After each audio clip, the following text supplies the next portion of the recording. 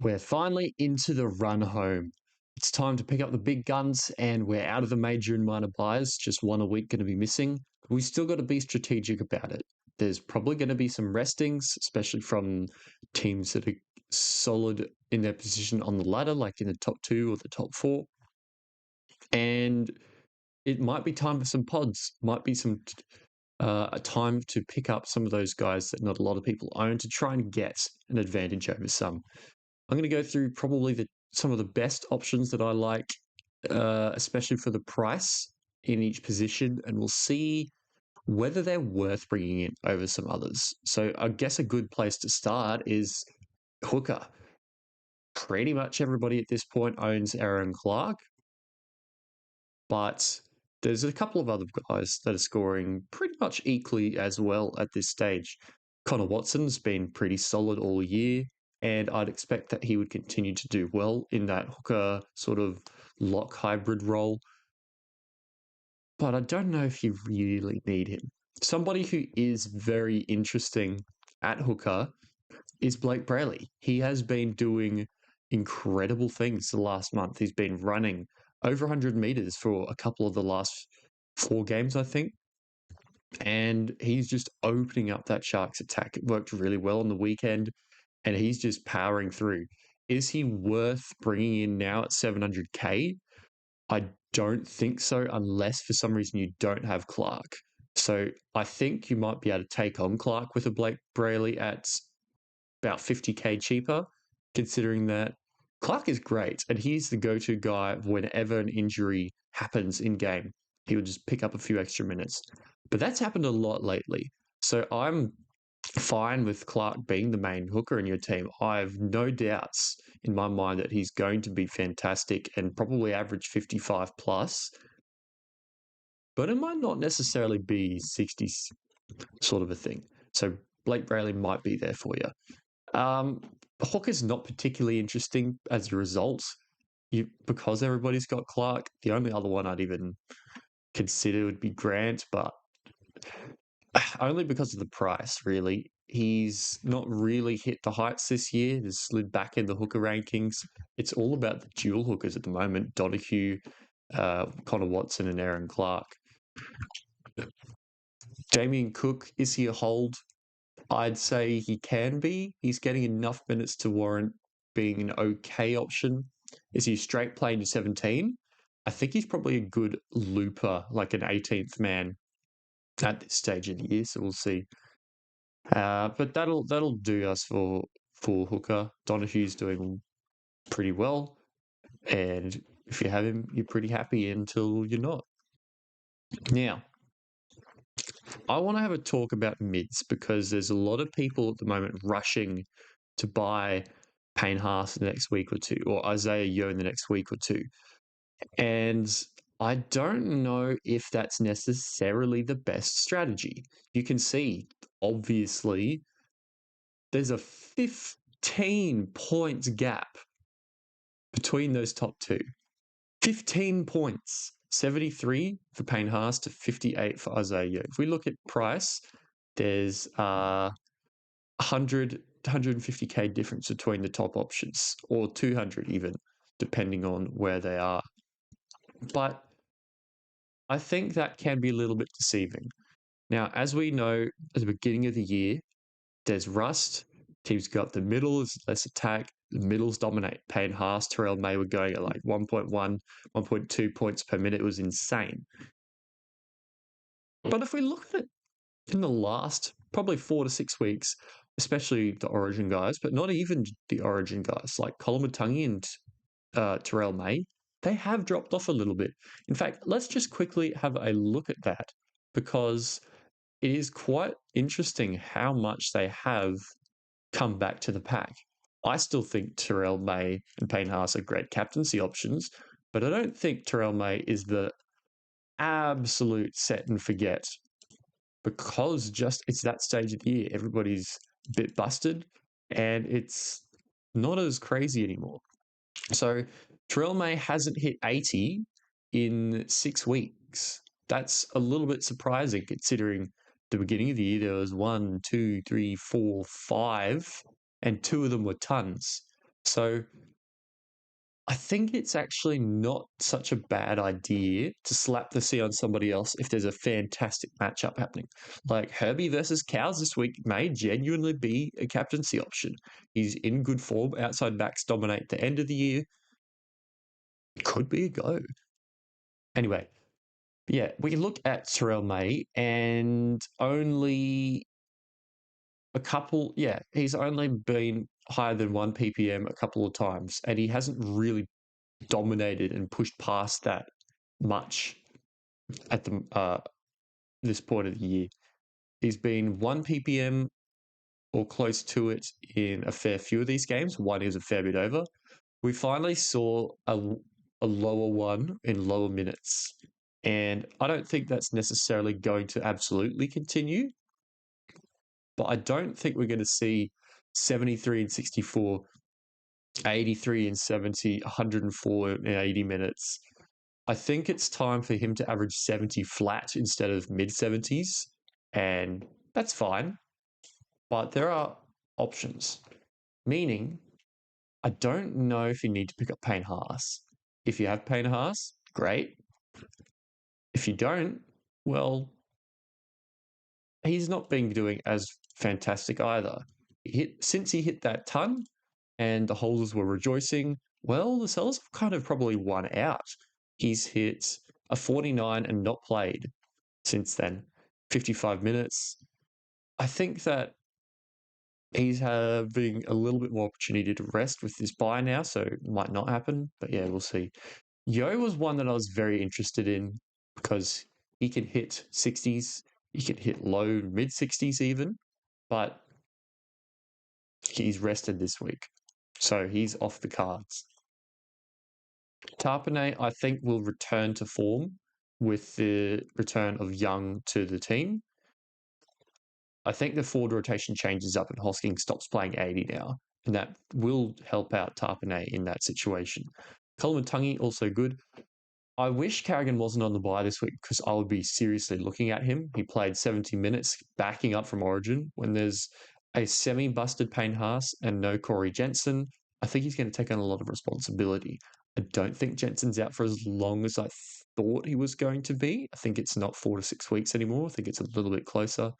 But yeah, Carrigan's somebody that I'd very much be interested in. Max King's sort of there, but I don't think he's a purchase. Fanua Blake's a hold as long as we don't get any more news on that injury. It was supposedly a cork, I think. Yeah, it wasn't fun last week when he scored 33. Horse has just trucked along all year, being a good hold. But one person that I am very interested in is Tino. So Tino has dropped off a lot in the past 6 weeks because of that sternum injury, but as we saw in Origin, he was doing pretty good. And on the weekend, I think we could pretty safely say he's back to business. So 48 minutes off the interchange, backing up from Origin, 49 points, point per minute. That is a much better outcome than since round 13, where he's put out 51 in 71 minutes, 36 in 53 minutes, 24 in 37 minutes, and 54 in 68 minutes. That's about 0.7, 0.8 ppm. That is not what we usually get from Tino. And we can see in previous years, he usually just averages mid to high 50s in 60-ish minutes. Tino is a great option at the moment, priced at 46. I think he can average mid 50s. And at that price, that is an absolute steal. I'm bringing him in this week. I really like him. I don't think you can go too wrong with Tino. So I'd say that's getting towards the end of the top gun options for the mids. Yo's a big target next week, especially with this rest. And most of us have Terrell May and Coleman Tungy at least. Clark can, but he's probably a better hooker option. And we probably have at least one of these Nafahu White, Horsburgh, Fanua Blake type options in our squad. So I think one of the final pieces can be Tino or Yo for you. They're definitely my favourites. Who else is floating around? Tallis Duncan's named at centre again. I think you can probably move him on. He was on about 10 points in 50 minutes before those 2 tries. I call it the Jay-Z effect because Jay-Z fixed him. Still in the top 20 after that bit of a rough round last week, but he is flying. Check out the Podcasters League a little bit later, but we'll see how it goes. That's pretty much it. I'd say Ficketti's the only other relevant one, but he's off and away and is probably just an upgrade when Wong comes back to one of those guys. Okay, that's mids done. Let's have a look at edges. Edges are interesting because we've been restricted to 2 playable options through this buy period, and now we come out and can buy another one. Hudson Young is the top edge. He's hitting a stack of 70 plus scores with tries. The Raiders have one of the best draws remaining in the comp. And he's had an extra week off or so with recovery from that osteitis pubis groin injury that he was carrying. I think he said a week or two ago he was feeling a lot stronger and better anyway. So hopefully that's good for him.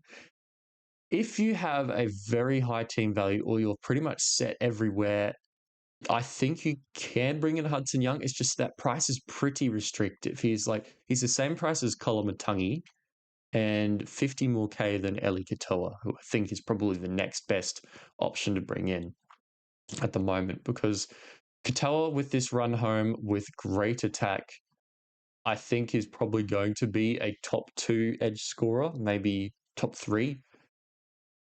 And he's pretty expensive now, but he's really, really good. Preston's falling in price a bit. If you don't have him, just wait and grab him when convenient.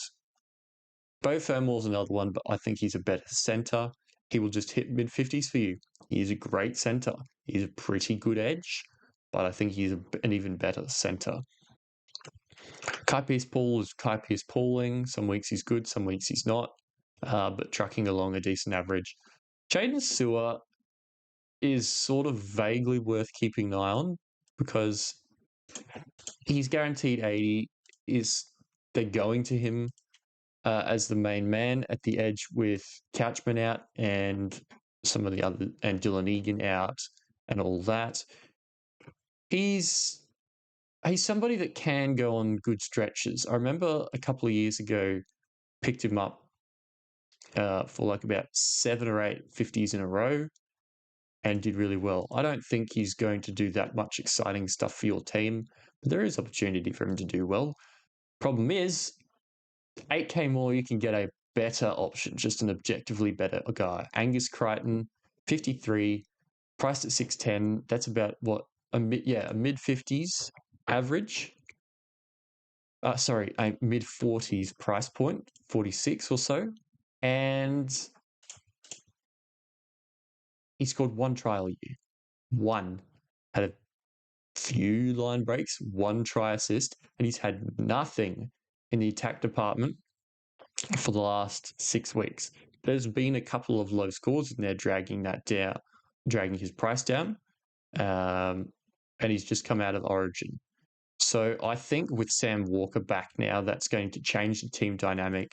And we saw with Sam Walker last year, a lot more in attack, 60% try scoring rate, more attack, and a mid-50s average. But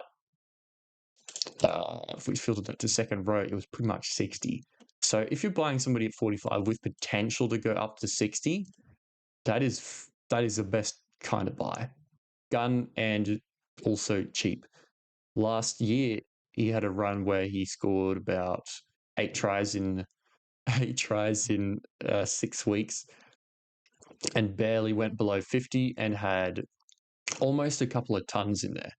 Crazy scores from him. So I really love Angus Crichton as an option going forwards. Anyone else? Aitken's hopefully going to get centre duel. Duncan has been named centre, so I think that pretty much locks in Aitken at edge for the rest of the year. I think that's the only thing stopping him. But he's been named at centre about 5 times, so I don't see why he wouldn't. I think Duncan's a sell at this point. You can see how high his price has gotten, and he's been brilliant, but I just don't think it can be sustainable, especially if he's going to be a centre. The last guy I want to watch is one David Fafita. He scored 11 in like 20 minutes last week. If he drops and drops and drops and eventually starts playing big minutes, even if he's not an 80-minute guy, he's David Fafita. If Des is on the way out, they might play Fafita. They might play Fafita if they want to avoid the spoon. There's multiple things that point to him finally getting some game time. And I'm not buying him. I'm not getting anywhere near at that price. But if he drops a lot like Turbo over the next couple of weeks and then moves into a much better role, he is somebody you absolutely want to pick up because on his in form, he is no matter what everybody else is doing, he's a top 2 edge. He can score 60s without too much problem. I haven't finished. What am I doing over here? Spoiler alert. But halves. Cleary is the big dog. He is not playing this week, so you probably are thinking, do I play Fainu? Do I bring in another good centre? Another good half? I think there's a third option, and that is to just buy wing fullbacks and make Jaden Campbell a permanent half on your bench or in your halves, because the options are starting to thin out a little bit. We've got Katoa, he's there. We've got Fogarty, he's there. They're both good. I still don't know what to make of Nico Hines because he had a fantastic week, looked really good, took on more ball, attacked himself more. I just want to see that being the method they use going forward. Problem is, if you wait a week, he will be 700k like the others, and the advantage is gone. So if you are incredibly brave, you can jump on Hines. I don't personally recommend it. Metcalf is not Metcalf, Campbell. Metcalf's out, so that actually helps Tanner Boyd. He averaged about 39 at the Titans in a similar role, so he's not the most fantastic fantasy scorer, but he's also playing for the Warriors now, a top 4 potential team, not a bottom 4 potential team, with enough attack and go forward to actually help him out. And we saw that on the weekend, 56 first up. If he can whack out a 50 average or a 40, even a 45 to 50 average, that's a really handy bench guy or 18th man for a pretty good discount, and that might help you out this week with no Cleary. Jaden Campbell, if you don't have him, wait and grab him at bottom dollar. That's about all you get. Jerome Hughes is great, but I think the time for him has passed because he's now more expensive than Fogarty. And if you need somebody, you probably don't need him so much. Maybe he does more with Pappenhausen out, but I don't know. Donahue also can play in the halves, but I think most people are looking at him for hooker type situation. KO Weeks is a funny one. He scores like 20 and then he scores like 90. It's really funny. I don't think he's a good option to bring in or buy. Bring in or buy, they mean the same thing. But he'll be one that gets big scores. There's somebody else that I'm forgetting in the halves. Who am I missing? I guess we'd have to talk about Savala. So Savala has been really, really, really great.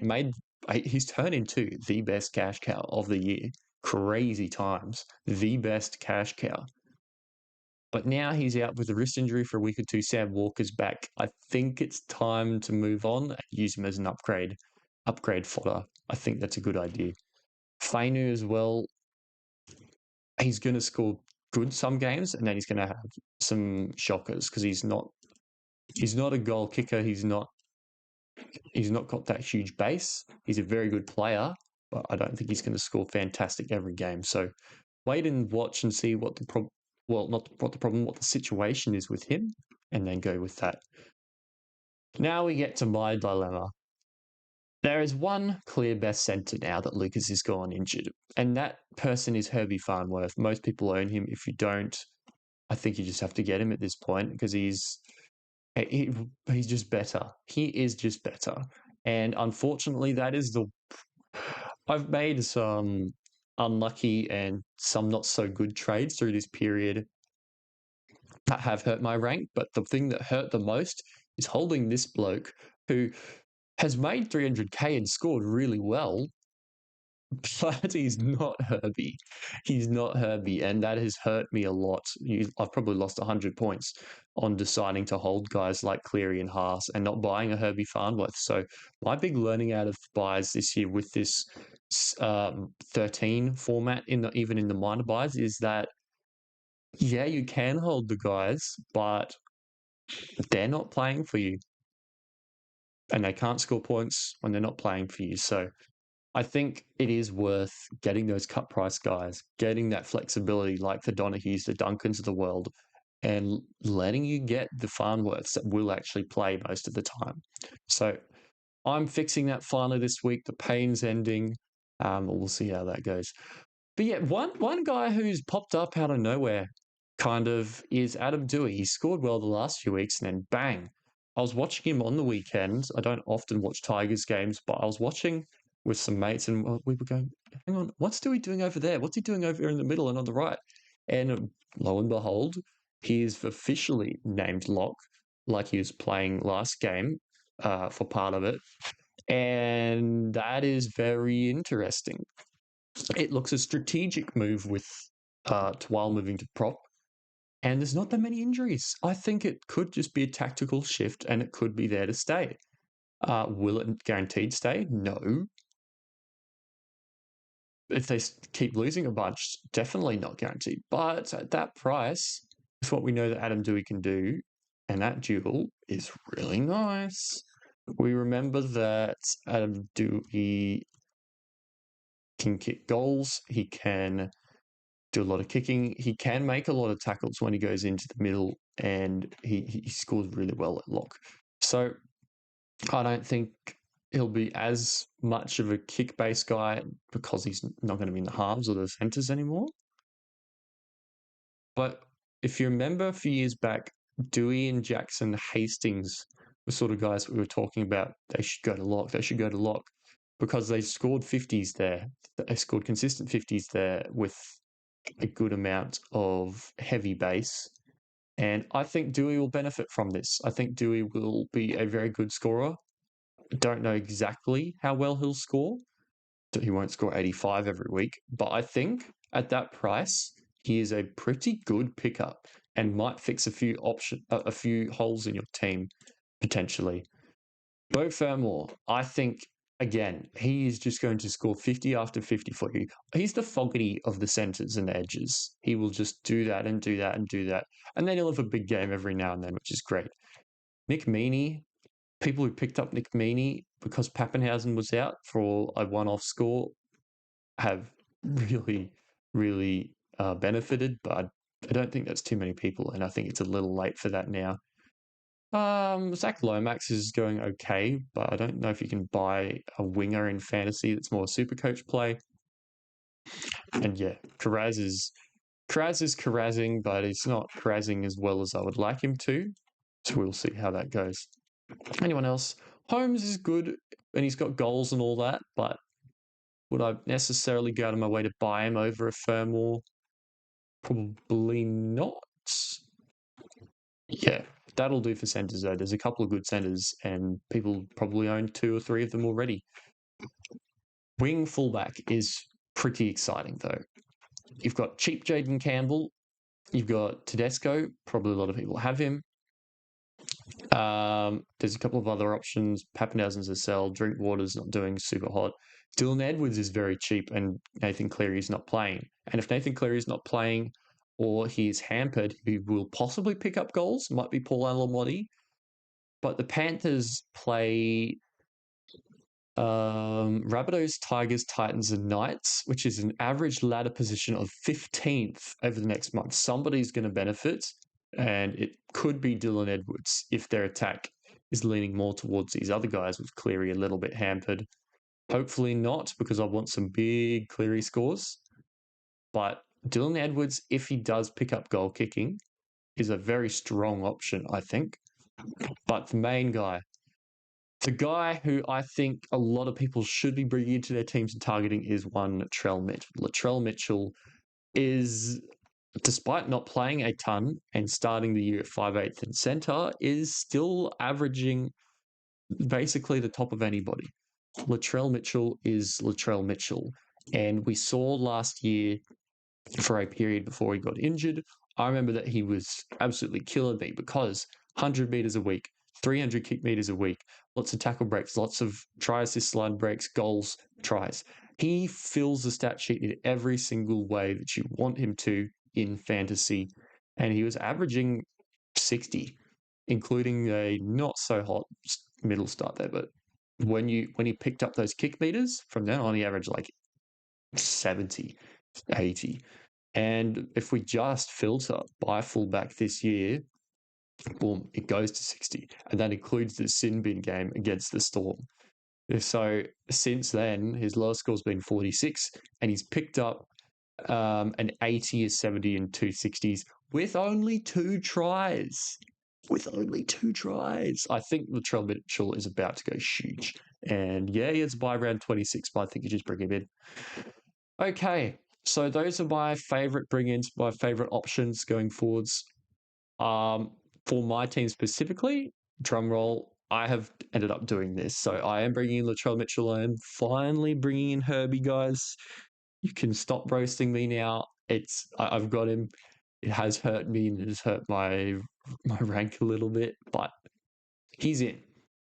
Lehigh just wasn't the juice because Turbo kind of is half a fullback and a half a centre, and leaving Lehigh only half a centre. Leaving Lehigh only doing half a fullback's role, and that's just not enough. De Silva is a cash down, and given the 4-year deal, I'd say there's a good chance he'll be getting decent minutes when Riley Smith is back, and he can just sit down the bottom of my team with Kane Bradley. And I'll run a strongish 19 and leave those bottom 2 slots with my slightly lower team value than the top options. And Tino. Tino's my other option. I've got 200k spare for when Fainu or Feketi peak. Especially probably for Keddy when Wong returns, he'll just be probably upgraded to an Angus Crichton or who's probably a good price around there? Maybe a Preston, maybe even a Yo if I can stretch it that far. But they're probably the last guy I'll bring into my team. That'll give me a really strong 18. 19th man will sit wherever. If I've got enough money, I can trade him to a better option. And I just loop the Drinkwaters and the Carrazes of the world when I need to. So I'm pretty happy with how my team's set up. I would like a little bit more salary cap, but that's not how it's worked out this year. And I'm doing all right. Cleary is loopable this week with Jaden Campbell and Fainu position-wise. Let's just check that, actually. Cleary plays second, Campbell and Fainu. Oh, you can't. They play the same game. So what could I do there to fix that? Drinky plays game 1, so I could potentially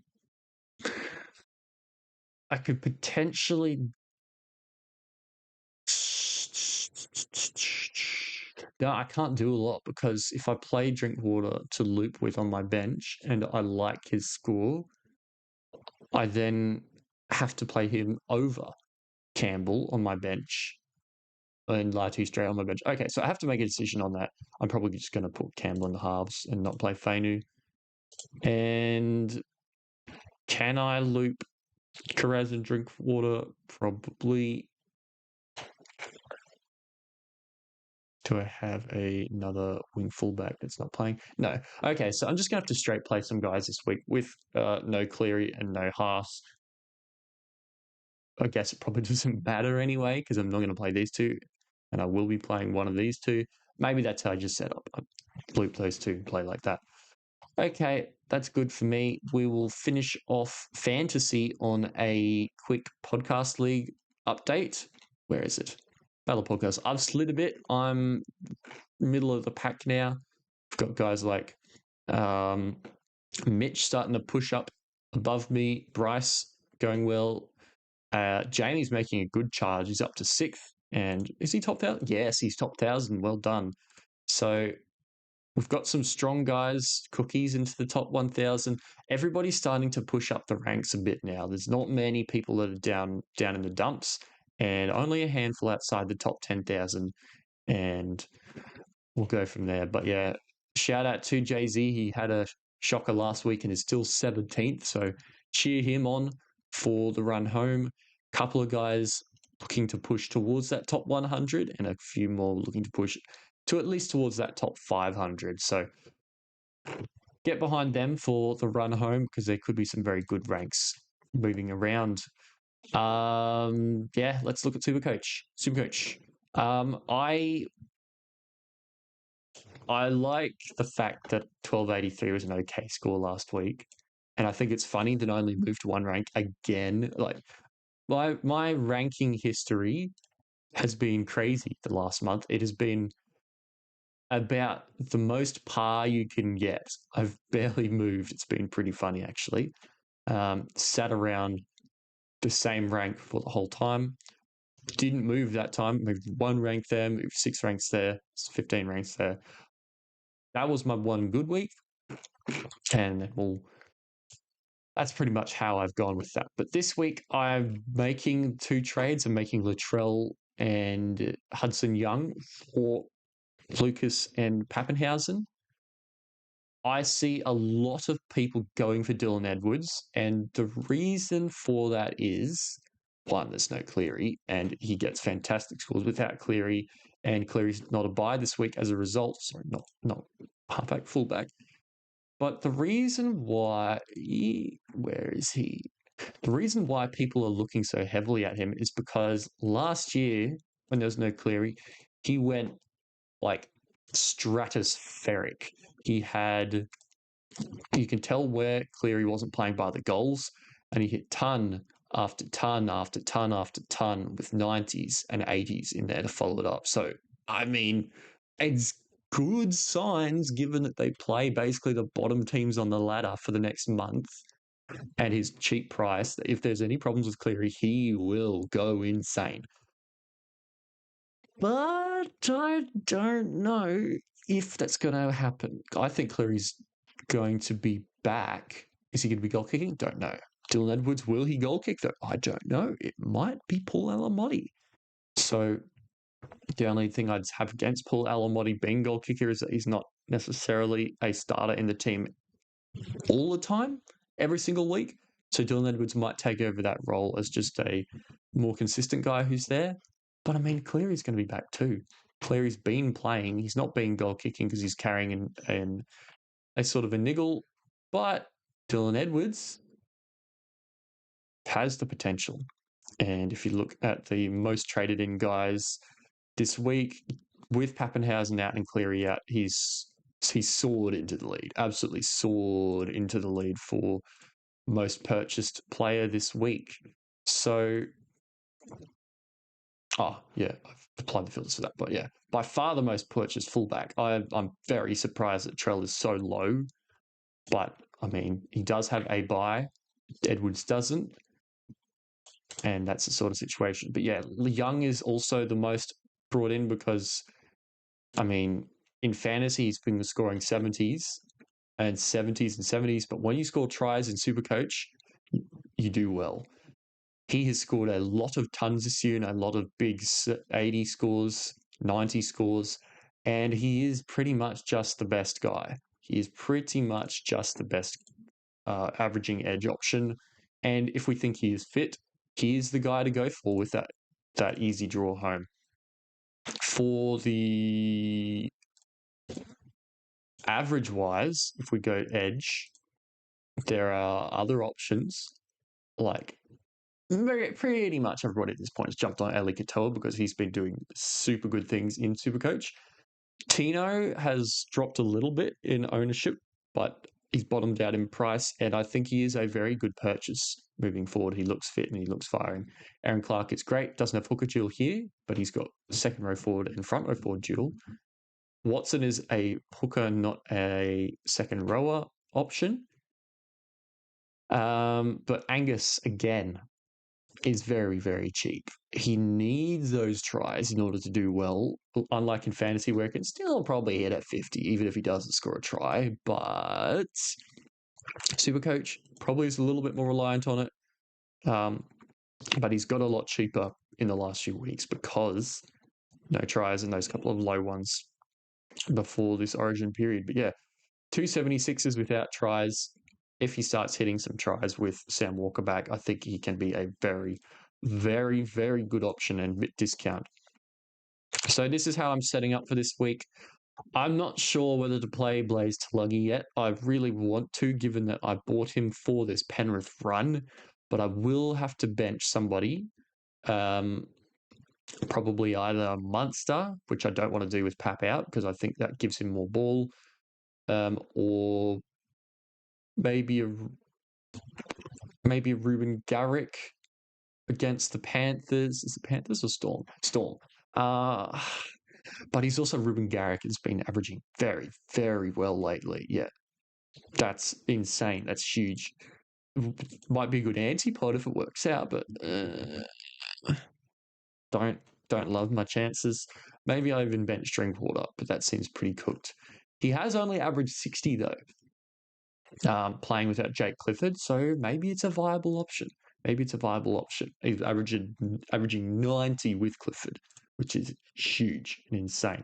Yeah, Pappenhausen's going out for me because if he's being frustrating and he's not hitting 50s, he's not hitting big 80, 90, 100s. I don't think it's that crash hot. I looked at him and I figured out that he's only hit over 70, which I'd call a pass mark for flex and fullback. Like, you wouldn't be disappointed with a 70.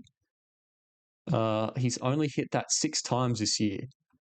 Yeah, 3 of them have been really big tons, but it's a case of a lot of chefs in the spine at Melbourne, and some weeks they just go good, and some weeks they just don't go good. Jerome Hughes has picked up more recently and been a little more consistent, but he's also hit 30s. He's also hit 50s. Pappenhausen's hit 40s and 30s. I think that given the calf is a lingering type thing, and there's a risk he loses goals as well. On top of that, those scores have included goal kicking. I think that you can possibly move on from him. So that's one to go for. My favourite bring-ins this week, well, you can see my 2 favourite bring-ins this week, but I really like Angus. I think Jaden Campbell is a good get. I think you can probably still go for like a Blaze Sluggy, but I'm not as hot anymore because they downgraded him 26 or 28 points and gave that assist and stuff to Casey McLean. But I think Lomax is the play this week. He's not super expensive compared to what he's probably going to put out. That's about it. Cleary decision gets pushed another week down the road, and honestly, given what these two just put out, they're staying in my team for a bit longer. So I might consider even going Drinkwater to Cleary if Clifford is out for a while. I'm not sure what the situation is there for as of yet. Herbie VC for me versus the Cowboys. Tedesco C. I could go against Tedesco C given he's playing the Sharks, but yeah, might like Hudson Young C could be an option, but that's also a little risky. I'm pretty happy with that this week. My main decision is just going to be who the heck do I play as my 4th reserve, and that is a good question actually. Like, we've got 26 players at Supercoach, and we're only playing 18 every week, so you probably need 19 or 20 big guns, or 1 or 2 that you can play in an absolute emergency, and then a couple of basement guys who shouldn't come into your team, or only if, like, in round 27 there's 1,000 restings or nuffs. So yeah, Bradley is going to be a non-player for me. Martin's been enough, and who's the other one? Miles Martin. Yeah, Bradley, Martin, and going insane. I've only got 2. Bradley, Martin. Yeah, so I can definitely afford a third nuff. McInnes was going to be it, but other trades happened this week with Lucas and Pappenhausen, so we'll see how it ends up. But he could fund another big gun for me, but I don't know if I need it because all these guys who I'm playing, actively playing, are guys I want to play pretty much every week, except Haas is there and Garrick. So that's my 18 pretty much, my sort of 19, 20 guns. And yeah, it's a good problem to have. So I don't think I need too much more, and I can just hold a little bit for for injuries and pick up absolute busts like if Fafita starts coming out and averaging 90 or something. So that'll do me for this week, guys. Herbie's great. I love owning Herbie here. Hopefully, I'll love owning him in fantasy now as well. And we'll go from there. So thanks for that. I'll catch you next week when we wonder what to do with the Dolphins bye.